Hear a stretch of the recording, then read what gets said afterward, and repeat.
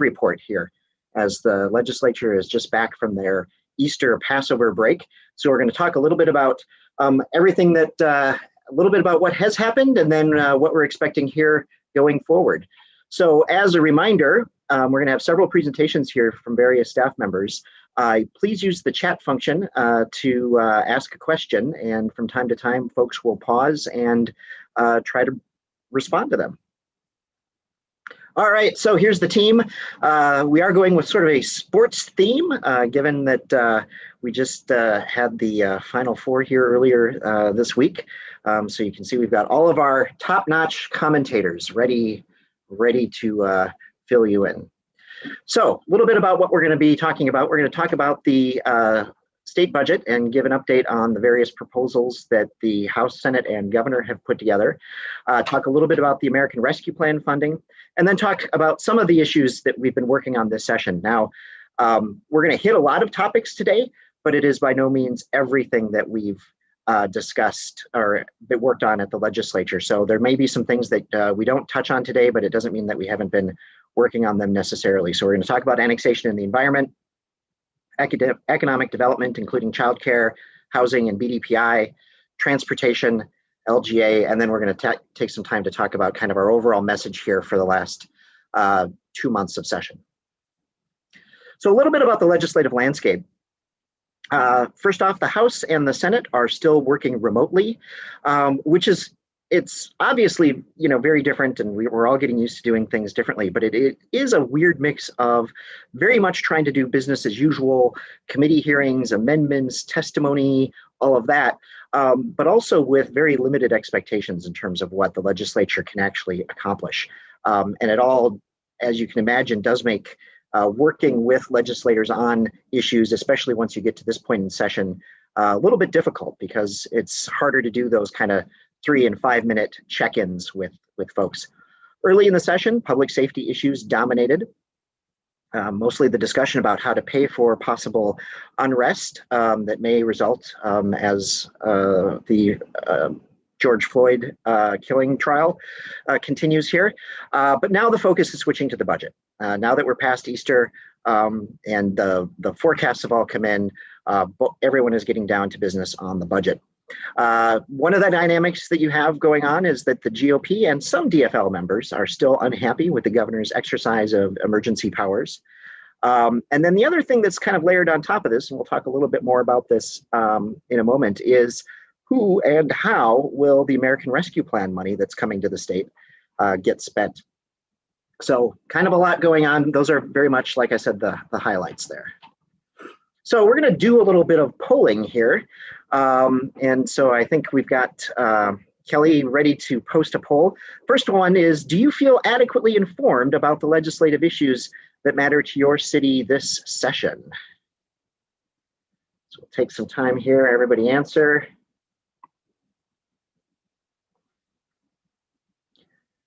All right, do we have an answer, Kelly? All right, 80% do feel pretty well informed and 20% still have some questions.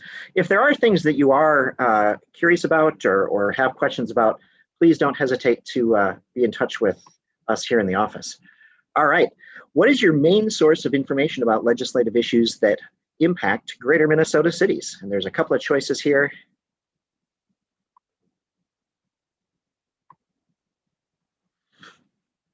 All right, what have we got?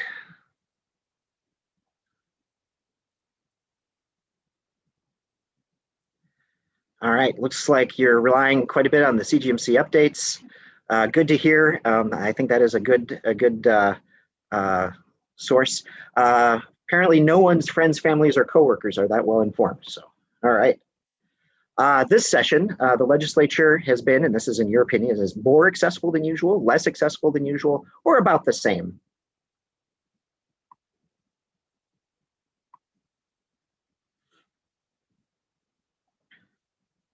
All right. All right, so about the same or less so, and 5% of you saying more so. So interesting. Good, I think we've got 1 or 2 more here. All right, have you met with any of your legislators this session so far? So you've got yes via phone, email, or virtual meeting, yes in person, A and B, or no, not at all.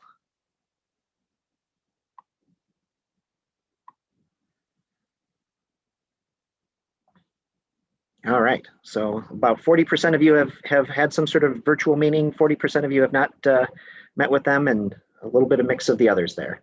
All right. And finally, have you testified at a legislative committee hearing this session?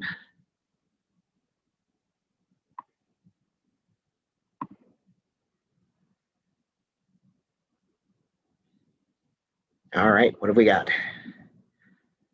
All right. So about a third of you have. Excellent. Very good. Good. Well, we like to get a little sense for how session is going for folks and kind of what people's impressions are. But now diving into some of the things that we've been up to as we've been trying to navigate this new world of advocacy. So, obviously, as we usually do, we've worked with legislators to introduce bills on all of our priorities. We've been holding meetings with legislators, mostly again via Zoom or telephone calls. But we have been able to include in some of those meetings you all, members of the CGMC, which I think has been a great new dynamic to be able to have more voices in some of these one-to-one discussions with legislators. Obviously, there's been scores of committee hearings that we've been monitoring and testifying in, and then troubleshooting problematic bills. Not everything that we work on are things that we come up with. Sometimes we have to solve problems that come up in bills that are not clear, not quite right, or are downright detrimental to us. And Liz is going to talk about one of those issues here coming up. All right, so media efforts this year. We kicked off the year doing a Zoom press conference in January on CGMC priorities. Many of you participated in our advocacy weeks in February, where we talked about local government aid, childcare, housing, and then funding for environment activities. So for those of you who participated in all of those things, thanks for your work and your advocacy. We did guest columns on LGA, childcare, and housing, and each one of those was published in at least 15 papers or news outlets, which is pretty good. Lots of social media posts. February, we issued a press statement calling for the legislature to pass a bonding bill, including at least $100 million for Public Facilities Authority, water infrastructure grant loan programs. And then we've been mentioned or had a hand in numerous articles throughout the year in various papers and outlets. I looked at this list that you can see on our website just the other day, and it was actually pretty impressive, all the places that CGMC has been able to get its message out. So we've done a lot of work this session on the media landscape. So key dates here coming up. We just finished the spring break, as I said. Here in mid-April, the House and Senate will begin to finalize their budget bills. End of April and then into May, conference committees will kick off and do their work shaping the budget, all obviously remotely. So that'll be an interesting experience for everyone involved. And then theoretically, hopefully, May 17th will be the last day of session. The budget forecast is obviously looking better, certainly than it was in November. But very much so compared to, I think, what everyone's worst fears were about a year ago this time, when there was lots of discussion about what this could mean for the state's fiscal situation. You had, Kurt Doubt saying that we could have a $10 billion deficit by the end of the pandemic. And so we've actually, I think, been pretty fortunate from the state fiscal perspective, the way that we've weathered that. And so going into the next biennium, there's a $1.6 billion surplus that the state will be the beneficiary of. So 3 state budget proposals, interesting about them, not that different in the amount of money that they spend, but certainly different in the priorities that they take on and then where they kind of raise that revenue or how they get that money. And so you see very close in terms of what they're all actually spending, but with many key differences. So first off, you've got Governor Walz. His budget came out, first budget came out in January and then was since revised here in as a result of the February forecast. He's spending $52.3 billion, $670 million in tax increases, which is actually down from what had been previously proposed. This is primarily in adding a 5th tier to the state's income tax, $1 billion in tax relief of various sorts, including for workers who got unemployment insurance here in the last year, and those businesses that have had PPP loans forgiven. And then change from his previous budget. There were some proposed tax increases on cigarettes and estates, and those are now being pulled back. And so that's kind of the framework for Governor Walz's budget. On the Senate side, they're spending $51.9 billion, $120 million for broadband. That's a new number actually as of yesterday.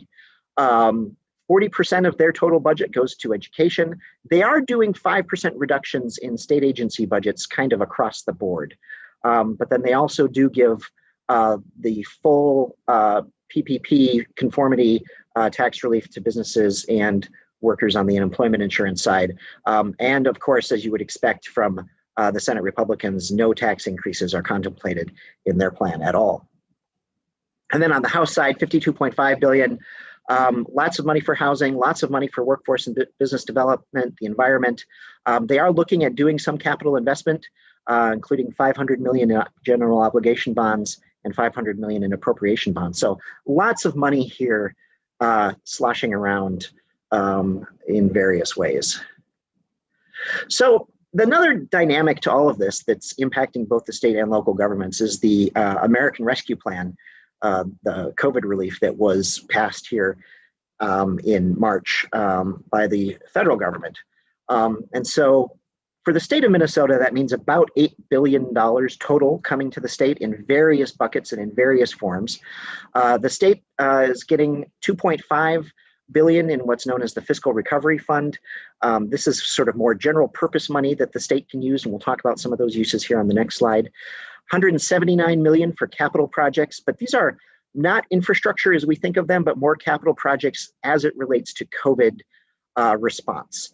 And so buildings that need to be retrofitted or changed to accommodate social distancing, layouts that need to be changed, HVAC systems, that kind of thing. It very much is COVID-focused dollars. $1.3 billion for schools, and then just over $1 billion for local governments.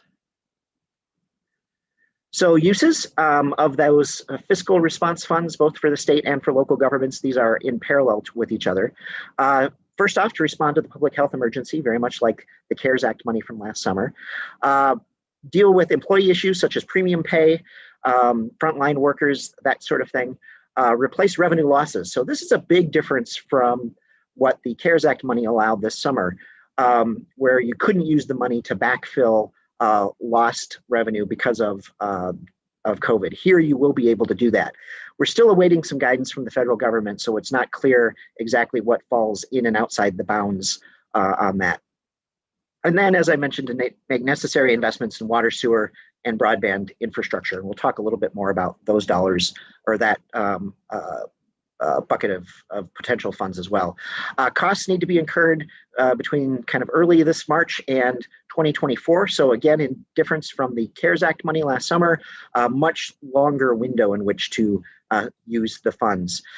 You cannot, must not, will not use the money for tax reduction or deposit into pension funds. The Congress was very clear that they do not want this money to be used simply to reduce taxes. They want it actually spent on COVID-related things. No Treasury guidance yet on administering these funds. As we learn more, we will obviously pass that all on to you. And all of this federal money that's coming through, especially on the state side, that $2.5 billion that I mentioned, really is, I think, going to complicate the budget discussion from two perspectives. One, there is going to be a tussle over, as I said, who spends it and how it will be spent. This is money that the governor, I think, thinks he has the authority to spend just himself. Obviously, there are folks in the legislature, both Republican and Democrat, who would like to have more of a role in spending that money. So, for instance, a whole separate bucket of funds is for childcare. There's about $500 million in childcare money that Scott's going to talk about that the state, that legislators are working into their plans as they craft the state budget. So a lot of interesting and complicated interactions here that they'll need to work out as they do the regular state budget. We have a question. Do you think this will increase the likelihood of a special session, all the federal funds? So the question was, will all the federal funds increase the likelihood of a special session? Well, I think things were probably shaping up pretty well for a special session as it was, because you've got just the mere act of trying to figure out a budget with divided government is been complicated here in the past years, as you know. You continue to have the issue of the governor's emergency powers that rub people the wrong way, that I think could be used as leverage in some of these discussions. And then you have all of this federal funds. And so I do think, unfortunately, and I wish I'm hoping against hope here, maybe, that we don't have a special session and that they are able to end in the middle of May. But I do think it is a fair likelihood, yes. Any other questions, Julie? Okay. All right. So now I am going to pass the baton over to my colleague Elizabeth Wafel here live from the basketball court to give the report on annexation and environment issues. So we'll pass it to Liz. Thank you, Bradley. I appreciate it, and it's good to see everyone. Here to talk to you about annexation and environment. Now, I don't know about the rest of you, but to me, dealing with annexation has really felt a little bit like Groundhog Day the last several years. Every year, the townships come forward with legislation, and it's been pretty much the same thing over the last 4 to 5 years. Every year, we work hard and stop that legislation. And this year, it was looking like the same thing. In fact, we heard at the very beginning of the session from the House chair of the local government committee that the townships wanted to reintroduce their legislation that would make it very difficult to do many types of annexation. And she had been asked to be the author. And so we did what we normally do, and we worked together to, try and persuade her that this legislation really was not, it was a problem in search of a solution, or excuse me, a solution in search of a problem, and something that was not necessary.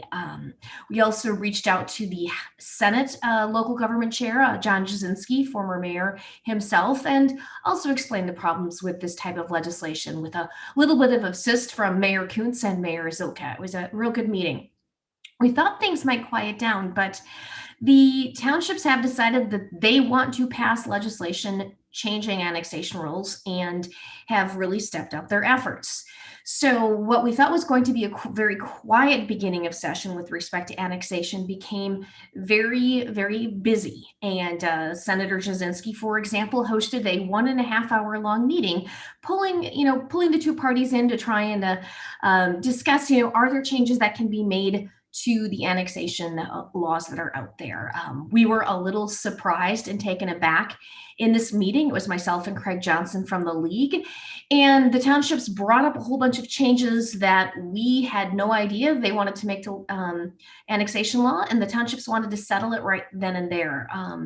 We explained that, our concern, and, at the end of the meeting, I think Senator Jasinski saw that at least right now there really wasn't sort of a lot of opportunity for consensus. Then later in the session, the townships kind of bubbled up again and introduced a piece of legislation that would make wholesale changes to the annexation laws, everything from making certain types of orderly annexation annexation by ordinance more difficult, and a bunch of other things they've wanted to get done changed. And the good thing is that it was introduced close enough to the committee deadlines that it did not advance anywhere. We were disappointed that it was introduced before any attempt again to try and come up with a consensus bill. But I guess that's just sort of par for the course right now. The thing that did surprise us is that, as far as we can tell, it was done on our own, but Senator Kiffmeyer, who is the chair of the state government committee, also introduced legislation that would make a lot of changes that we would oppose. For example, bringing back the election requirement. The townships have told us that this is not their bill, but given Senator Kiffmeyer's position within her caucus, it is a bill that might get heard next year. So I can't tell you exactly what's going to happen, but I can tell you one thing: we will be there to, continuing to work hard to make sure that our cities are able to use annexation tools to grow their cities in a smart way. So moving on to the next topic, which is environment. We're going to talk first about, the top goals that we had. And as you've probably heard me say at some of our earlier presentations, we are very concerned about the problem of PFAS, which are per and polyfluoroalkyl substances. These are forever chemicals that you find in things like your Teflon, your Gore-Tex, and they've been linked to health impacts. They're concerning, obviously, because of the health impacts, but they're very expensive to remove from drinking water. Equally concerning is that at least right now, they're almost impossible to remove from wastewater. So, we've approached this in two ways. We think that it is really important, given that once PFAS gets into our wastewater, that we can't get it out. So we have developed what we call the Municipal Source Reduction Initiative. And this is a legislation requesting $500,000 so that we can focus on how are these substances getting into our wastewater? What are some strategies for keeping them out? And then helping to educate our wastewater community as well as our citizens about this. But we've also had to play defense. There is, again, PFAS is a very, very hot topic right now, both at the federal and state level. And so we've seen some legislation that we've had to push back on. There's legislation that was primarily sponsored by the MPCA that would declare PFAS a hazardous substance. Now, the reason they want to do that is they want to make it easier to make use of the Superfund site to clean up sites that have PFAS. Now, that's in itself is it's an okay goal, but the problem is in using this technique to do it, it would create strict liability for municipalities. And what that would mean is that municipalities could be held liable for PFAS in their wastewater or drinking water if it causes harm, regardless of whether or not the municipalities had anything to do with the PFAS ending up there. That's a problem. There's also legislation that was introduced to try and fast track PFAS standards ahead of what we believe the science dictates, as well as putting health limits into statute, which is also a problem.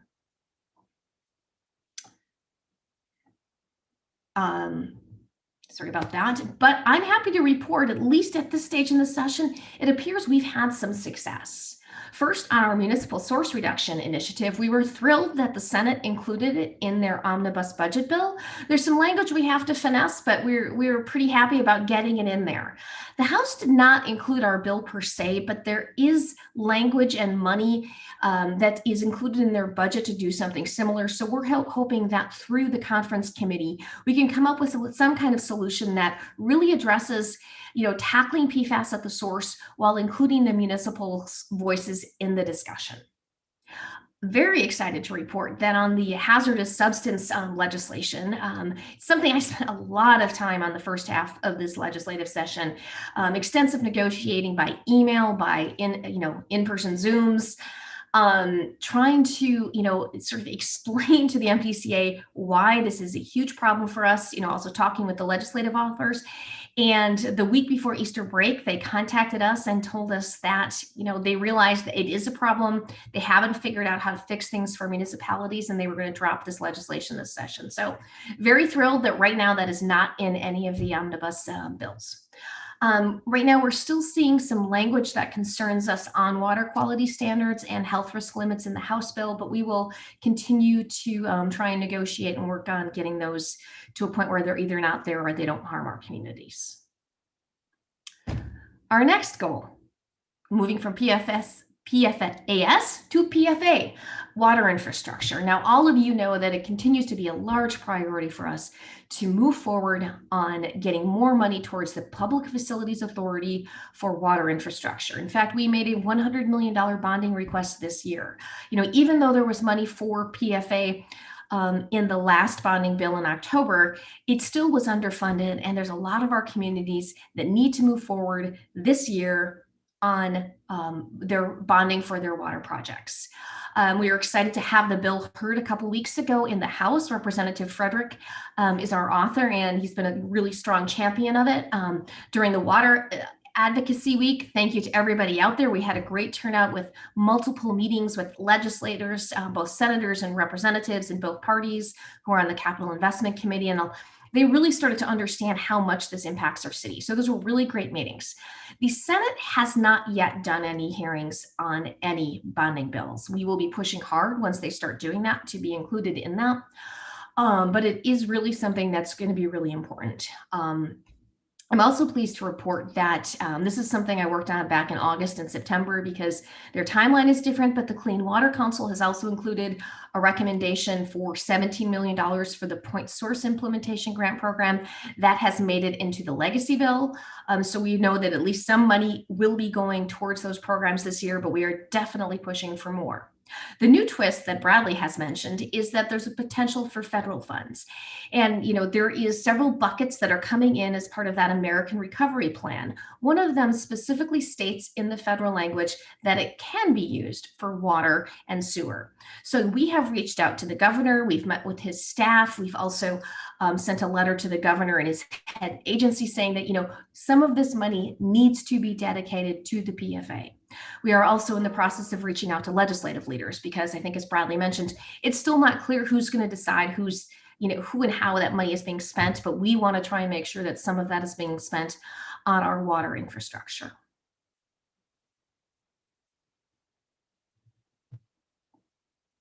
Sorry. And then just our other top priority, we continue to make sure that there is, something being done about the chloride problem. A lot of you out there know that you either have or may have in the future limitations on chloride placed in your wastewater permits. So we think it's really important to be putting money towards source control. Again, this is something I worked on back in August, but helped make sure that there was a recommendation in the Clean Water Fund for chloride reduction. We were pleased to see that, about a little more than 500,000 was included in the legacy bill for this purpose. This was something that, we had introduced as a bill last year, but this year decided to pursue a different strategy. We're happy to see it in there. I've also listed a couple of the other things we've been working on. It's been a really busy session on water issues and keeping us on our toes, but I think we've been moving forward with some success. And here's my contact information. I'm always happy to answer your questions. Easiest to reach on my cell phone or my email, but please do call if you have any questions. Is there any questions out there that I haven't had a chance to look at the chat, but otherwise I will hand it off to my colleague, Scott McMahon.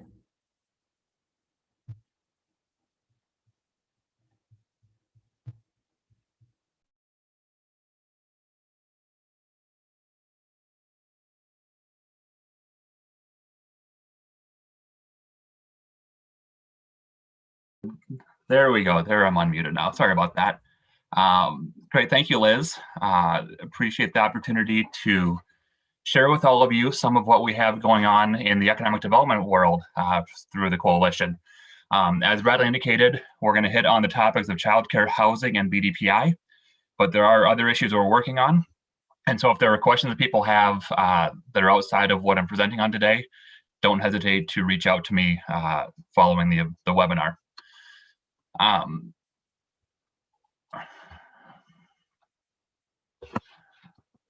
So first up, looking at childcare, what we've asked for at this point is $20 million for the Greater Minnesota Facilities Grant Program. We're looking for $10 million in the general fund, which would be available for childcare providers to build out new capacity to try and address our 40,000 childcare slot deficit that we have. We're also looking for $10 million in bonds, which would be resources that would be available for cities and counties and school districts to use as well. We have $10 million for the D Childcare Grants Program, and $4 million for the 6 initiative foundations for them to do the provider support services that they have. So looking then at what we have accomplished so far,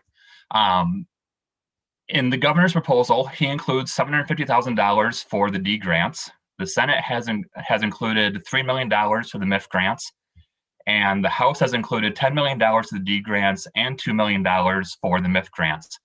Of that $10 million for the D grants, half of that is going to be dedicated for Greater Minnesota. So total, we've got $7 million for provider grants coming in the House proposal. So as Bradley had indicated, we also have this federal money that we're dealing with, which is $520 million in federal funds The Senate has a fairly robust proposal that they're putting forward on this money that just came out this week. They have $252 million in provider grants, which would basically just be monthly grants going out to providers over the next year and a half. $103 million in subsidies for families to access childcare through the Child Care Assistance Program and scholarships. $50 million for facility improvements and reopening closed providers, 100% of which would go to Greater Minnesota, and $20 million for provider startup grants, 12 million of which would be dedicated to Greater Minnesota. Now, I do ask that you not do math on how these numbers look, because as we often deal at the legislature, numbers don't always add up. In the Senate position right now, there are some other investments that they're making. They also aren't spending the full 520 right now because they want to kind of see where things go. In the House, they are dedicating the vast majority of the money for the provider grants. Again, this would be grants that would go direct to the providers over the next couple of years. 75% of those funds must be directed to childcare workers. And then they also include $250 million for the Child Care Assistance Program, which with this investment, they'd be able to increase their rate, which is currently set at 25% of the semi-annual market survey that they do of all providers to kind of see what the childcare rates are in a community. And they would move that up to 50%. So to put this in context, right now, if the market rate in an area is $400, then the CCAP reimbursement rate for families is $100. And the House proposal is to move that up to 50%. So they would get $200 per week in that situation. So what's yet to come? We still don't know the governor's proposal on the $520 million in federal child care funds. We also know that there is some consideration to tap into the $2.6 billion that Bradley indicated the state has for additional child care funding. We also know that there's conversation right now in DC looking at the federal infrastructure funding program, which there's talk about including some money in that for childcare infrastructure. And then we also have a bonding bill that may or may not come out in May or may not come out in June. But there's an opportunity to include funding for the Greater Minnesota Child Care Facilities Program in the bonding bill. So next up is housing. So what we've asked for is $6 million in the Workforce Housing Program. This is the Greater Minnesota Workforce Housing Program that is funding for workforce-specific single-family and multifamily housing that is not income contingent. The base appropriation right now is $4 million. We're asking for a $2 million increase on that.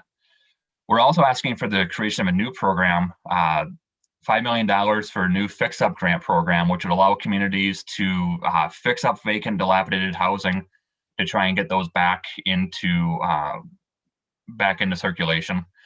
And then $2.5 million for new housing development public infrastructure program. Think of this as BDPI for housing, where cities could access funds to build out the public infrastructure needed to create new housing opportunities. And by doing that, we could take the cost of that infrastructure off of the cost of the development, hopefully then bringing things in line with what the market supports for prices. So where we are right now, in the governor's bill, he includes $6 million for the Workforce Housing Program, which we're glad to see. The Senate, where we hope to see more movement, unfortunately had a zero increase in their target, so they didn't have any new investment coming in under their housing programs, and so our ability to advance new programs was pretty limited over on the Senate side. On the House, they have $30 million increase in their target, so there is new funding for existing statewide programs, which is good. A lot of that funding will, if it were to be approved, would end up in Greater Minnesota, but it's not dedicated to the programs that we're advocating directly for. And the new programs that are being created are programs that were sponsored by members of the Urban DFL caucus. So what's yet to come? Well, the bonding bill is still out there, and we'll kind of see where things come in on that. We have had our proposal heard on the housing public infrastructure proposal in the House. So we'll see if we can get that included if there is a bonding bill this year. And then the last thing we have is BDPI, the Business Development Public Infrastructure. And again, what we've asked for is $20 million in new general obligation bond funding. We did get funding for this program in the bonding bill from this fall, but we know that the level of funding that is there is not sufficient to cover us through the biennium. And so new funding will allow us to have full funding over the course of the biennium. We also asked for $3.5 million of the base appropriation to continue. And we had some policy language that we worked with DEED to develop this year that we think will make the program work better. One thing that would happen would be there would be a 10-year sunset on the development restrictions. So once the BDPI site is established, if after 10 years that site isn't fully built out with the things that are allowed under BDPI, the city could put other permissible but not identified in statute development in that site. The other one is to allow a 15% of the development site to be used for development that's not defined as allowable in statute. So we're seeing an increase in cities coming forward asking for exemptions from DEED to do development in a BDPI location for things that aren't called out in statute. So an example would be if you have a heavy industrial site and a lot of trucks coming in and out, it may make sense for a fueling station to be there, but a fueling station is not permitted under state statute. And so this would allow a set aside of up to 15% of the site to be used for things like that.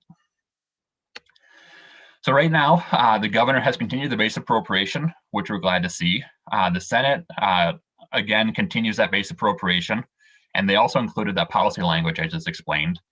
And the House continues the base appropriation, and as of about 3 hours ago, are also including the policy language. So we're glad to see that our testimony this week on the public testimony on the House Omnibus Bill led to them amending that language in there. So then what's yet to come? We still have the bonding bill that may or may not happen in May or may not happen in June. But we're hopeful that if a bonding bill does happen this session, that there will be additional funding for BDPI included in that proposal. So again, thank you for the opportunity. I'm happy to answer any questions that folks may have. If there are things that come up after this presentation, you've got my email address, you've got my phone number, don't hesitate to reach out to me. And at this point, I will kick things over to my colleague Shane, who is here to talk about our transportation work. All right. Well, thank you, Scott. And as I get my slide up on the screen here, we think we should be able to see it. I'm Shane Zart. I'm an attorney and lobbyist with Flaherty and Hood and represent the CGMC on transportation issues. This is a real photo of me, and I'm going to be running through a few of the highlights in this House and Senate transportation bills. I'm going to note at the outset, I'm going to touch primarily, though, just on the issues of city streets, corridors of commerce, some general background about the bills and how they're coming up with the money to pay for some of the investments that they're making in the bills. There's plenty of other stuff. I saw one question in the chat that relates to transportation, so I'll touch on that. My contact information, though, will be at the end, too, so feel free to follow up. I want to note before I dive in a little bit that it's been, until this week, I'd say, honestly, a pretty quiet session on transportation issues. The gas tax debate that we saw a lot of 2 years ago wasn't really alive. Other funding proposals had kind of come up, but really not much talk about it. And a couple things changed that. And one was that February forecast with showing the state having a surplus, kind of freed up some other money in other categories, but also, I think, freed up members to advance that discussion. A lot of federal money, it seems to have changed the complexion coming into our state, again, making some investments possible. So we'll see some of that worked into some of these proposals. But the two bills, and then we'll dive right in with a kind of quick comparison of some of the major bullet points of the House and Senate bills. Do make a lot of investments in both the House and the Senate, but where they're getting the money to make those investments is the major difference. The House did reignite that gas tax conversation, not in terms of proposing something like 2 years ago, where they proposed a 20-cent The governor and the House DFL proposed a 20-cent gas tax increase that would have phased in pretty quickly over just a few years. This is a much more modest proposal, but would index the state's gas tax to a highway construction inflation index, which would be projected to increase the gas tax by about 5 cents over the next 4 years and continue to inflate it with inflation thereafter. That's kind of the proposal that's grabbed some headlines. I think you'll see the similar opposition to that in the Senate that you've seen to previous gas tax proposals. And there are some other fee and tax increases that are noted here. Just for the sake of time, I'm going to skip over most of those. Wanted to put them on the slide so they're available to folks during this presentation and after. Some of them are interesting, but the one that I'll point out is the bottom bullet there. This is not necessarily a new dedication, but the bill would redistribute some of the transportation dedicated revenues that currently derive from the sales tax on auto parts and are put into transportation uses. And I note that in particular because that's where they're coming up for the money in the House bill for a dedicated stream of funding for small city streets. And we'll get to that in a slide or two. On the Senate, they actually, on the same mechanism, the sales tax on auto parts, increase the share of those revenues that are going to transportation and to do some redistribution of some of that. And that's also where they come up with the money, a little bit smaller share, but a dedicated stream of funding for small cities. Other highlights of the Senate bill, they're using some federal funds to free up some state spending and shift some things around, make some one-time investments. And then one thing they have that the House doesn't is some new fees and taxes on various classes of electric vehicles, hybrids that don't currently face or have any fees imposed on those. So diving into city streets and starting with cities with populations over 5,000 who receive municipal state aid or MSA dollars from the state. Just kind of a quick comparison here in the two columns. The House bill, that new dedicated revenue that flows through some of those tax and fee increases through the formula to MSA cities would phase in gradually, but increase MSA by about $16 million a year ongoing and grow from there by 2025. In total, that would bring MSA up to around 247 million. I think, as Scott said in the previous one, don't ask for some of these numbers to add up because there's different assumptions in here. But these are some of the estimates that they've put forward right now for the 148 cities that do receive MSA. The Senate bill, that gradual commitment of additional sales tax on auto parts funds is the primary thing here, but would increase MSA by an increase, but a slower increase of about $4 million per year by 2025. So to move on to small cities, and I think for many of the cities in the state, 705 that are eligible for this program, and many of you that have worked on the issue of small cities transportation in the past, this is the major headline of the bill. And to my mind, this might be the first time this has happened. I know many of us have worked on this issue for a number of years. The House and Senate both have a dedicated stream of funding for small cities assistance account in their omnibus budget bills. The mechanisms, like I said, are pretty similar. The House, by restructuring that auto part sales tax, would devote 13.5% of that total revenue to small cities. Those dedicated funds would phase in pretty quickly, just over the course of 2 years. But by 2023, $19.6 million per year.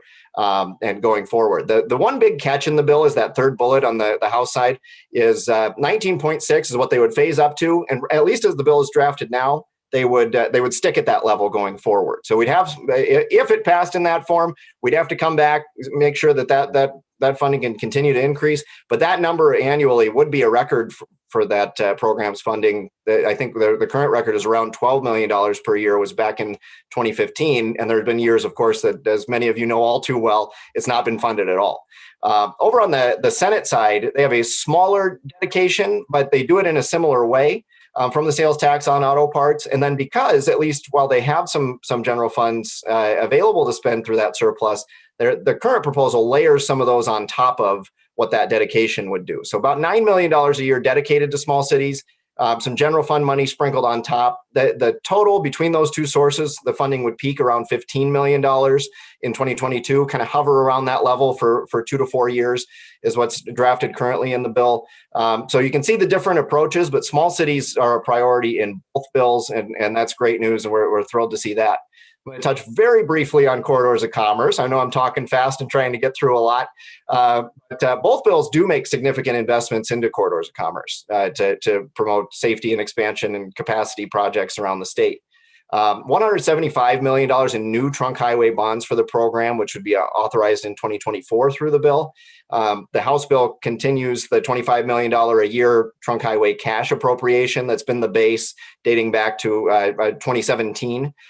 No changes to the project selection criteria currently in the House bill, although it's still kind of an active discussion on that side. And many members, including the chair, are aware that some tweaks might need to be made.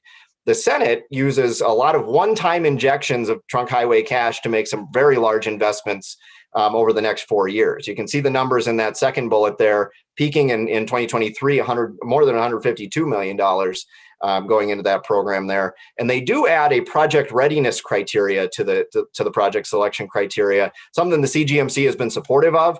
We would also support some additional tweaks to that program that we think would be beneficial, but project readiness is one of them we think would have been beneficial to have in place during the 2018 round of project selection through this program. So I'll conclude there and leave my contact information on the screen. I know I ran through a lot. The one question I think was in the chat was from Rob Wolfington and asked about the League of Minnesota Cities had I think, Rob, you said a street utility funding concept, I think, and you can correct me in the chat if I'm wrong, because it goes by many different names, but ended up being referred to mostly as the street improvement district concept. And the question was, did that get any traction? It did get a hearing in the House Local Government Committee. CGMC put in a letter in support and worked with the league on that as well. It kind of stalled out there. There was a organization, a joint letter of more than 20, business and other industry groups that came up with a letter of laying some concerns on the record about that proposal. So didn't get a hearing in the Senate. The House State Gov Committee is kind of where it stalled out in the House. So it's still an active discussion, but probably not for this session. But I know a lot of members are interested in something like that moving forward. So thanks for that question. I don't see any more currently, but I will double check. But otherwise, my job is next, turn it over to our host for the day, Bradley Peterson. So thank you for your time and thank you for attending. All right. Thank you, Shane. And really thanks to the whole team. We're pretty fortunate that we've got as many smart, energetic people working on all of these issues. And we also have a great team that are behind the scenes as well. Julie Liu and Kelly Half and Anya McDonald also had quite a bit to do with putting together this presentation. And so I want to note their contributions as well. So our final thing that we're going to talk a little bit about, and then we'll talk about kind of some overall kind of wrap up here, is local government aid. Just give a little bit of an update on kind of where things stand from that regard. I'd also remind you that if you do have questions, to throw them in the chat, and we'll try to get to them here at the end before we close. So, I think that, again, as I mentioned, last year at this time, lots of uncertainty about the state budget and specifically what that would mean for local government aid. I think the question that we got as staff most often through the spring and summer was, what does this mean for LGA? And so I do think that the positive budget forecast and the influx of federal money do make LGA safe for the next budget. And we spent a lot of time at the very beginning of session kind of making sure that that would be the case. We included LGA as a discussion point in all of our media things.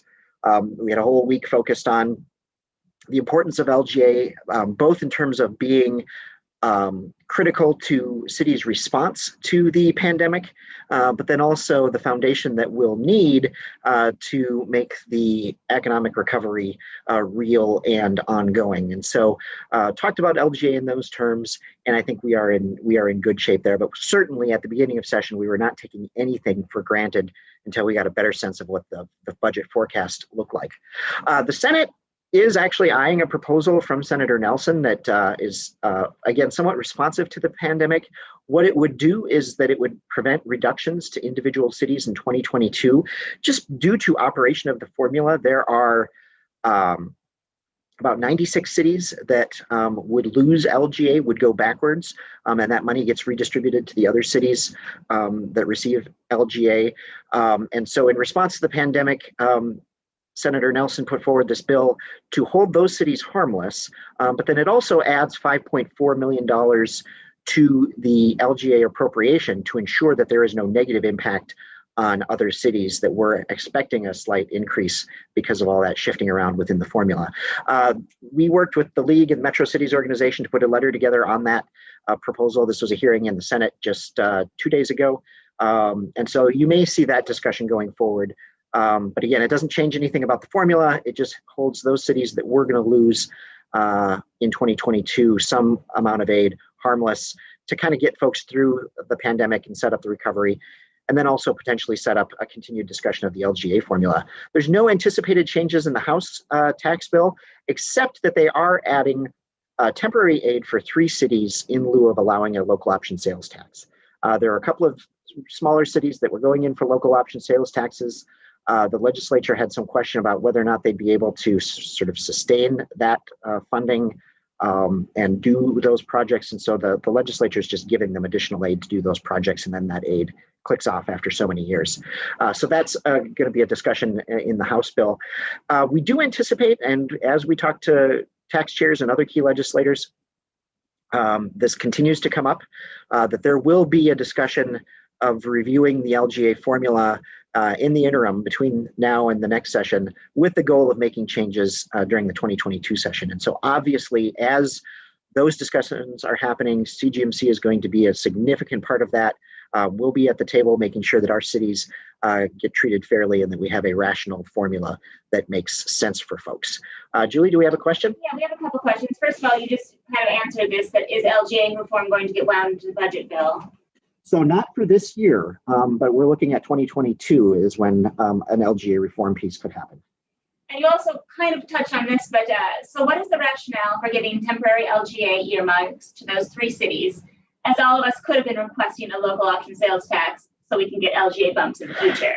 Yeah, that's a good question. And you know, as many of you who have been looking at local option sales taxes know, they are getting a lot more scrutiny than they did perhaps even in 2 and 3 years ago. And there were some cities, including some very, very small cities, that maybe only had one retailer that you know, they were really relying on to draw these taxes from. And so the concern was that if cities made commitments based on collections from that retailer and something would happen, that they would lose, you know, the majority of their sales tax base. And I guess rather than say no, the legislature felt like they could step in and make these investments. You know, I think over the next 5 or 6 years, it adds up to, you know, in the single digits of millions of dollars. But it is a good point that, you know, why wouldn't cities just come forward then and get an aid bump? You know, the legislature did, at least in the House bill, they do include most of the sales tax proposals. Some have been modified slightly. For instance, they're not allowing any transportation projects to be funded through that mechanism, which I think is wrong, but that's a whole other discussion. So most of those folks who did come forward with sales taxes are, at least in the House bill so far, getting the authorization, and we don't have any reason to expect that the Senate wouldn't go along with that, although we'll find out when they put out their tax bill here in the next week or two. What is driving the interest in revising the LGA formula? Sure. Well, I think there's a couple of things that are driving the interest in the LGA formula. I think one of the things is that it is something that we do about every 10 years once we have new census information. And so the last time that we redid the formula significantly was in 2013. And so, you know, if we do something in the 2022 session, then it'll be 23 that takes effect, and that's your 10 years. So that's one factor. You know, I think that there's a sense that, you know, there are some parts of the formula that just need to be updated. You know, I myself have strong feelings about some of the need factors for some of the size cities, that they don't work very well. Or as well as we thought they would when we put them in 2013. And so, you know, as legislators, you know, look at formulas and things, this is one that they've identified as potentially needing some change. And I think it also changes when you get new tax chairs. So for instance, in the Senate, we have a new tax chair. And she is very interested in taking a look at the LGA formula. Likewise, in the House, there's a new chair of the local property and sales tax division, who also has an interest, I think, of taking a look at things. And so it's part of it is personality driven, part of it is just timing, and part of it, I think, is just real need to look at a few things more closely. Whether or not that will result in big changes to the LGA formula or modest changes, I think we'll have to see as the discussion goes forward. This is a question, but it's not LGA related. Okay, I'll take another non-LGA related question if I can here. We have a question. Which legislative body has been the most supportive of our legislative issues? Well, I think it's interesting because I think different groups support different things. Both bodies have been very supportive on the child care front, and to really work to be inclusive of our proposals and understanding that Greater Minnesota has particular needs. As Shane indicated, both bodies are dealing with things on transportation that are our priorities. I would say when it comes to some of our environment needs, especially on the policy things like PFAS, the Senate has certainly been more supportive in that regard. So it really, it kind of depends on the issue. I think that this year we have been, I think, pretty fortunate that many of our issues have gotten pretty favorable attention in both bodies. Childcare, transportation, some of the housing things. And so, I think that for the most part, we've worked pretty well together. One of the challenges in the Senate is because, as they decide how much money they're going to spend on things, what we mean when we say that they set targets, in many issue areas, they're setting either a 0 or negative target in terms of increases. And so at least in this initial round of discussion, they don't often have money to kind of play around with things, although this federal money is adding into that. So that sometimes is a challenge as well. And certainly the House has other things that they are also focused on in addition to the things that we're looking for in terms of, strong emphasis on equity and issues of race, especially as they relate to Minneapolis and St. Paul. So it's different, but I think that both bodies in their ways have been pretty supportive of varying things of ours. How is the Tomasoni-Bach subcaucus affecting things? I don't know that it really is affecting things too greatly, the Tomasoni-Bach subcaucus. I think what we're seeing is that on procedural votes and on most votes, they are voting with the Republicans. But from time to time, they do vote differently than the Republicans, and then sometimes they vote differently from each other. You'll often see votes where maybe Tomasoni is going with the Democrats and Bach is going with the Republicans. And so it hasn't had a really, really big impact necessarily. So, but we'll see here as we get closer to the end. That's when it's going to get pretty interesting here. And so speaking as we move towards the end here, our message here for the second half of session. Pretty clear, pretty straightforward. It's the things that we've been talking about here today. The state must make investments in water and wastewater infrastructure. They've got to pass bills to assist current and future child care providers in Greater Minnesota. They need to address workforce housing challenges with solutions that will work in Greater Minnesota. Not every housing program works the same in Greater Minnesota versus the metro.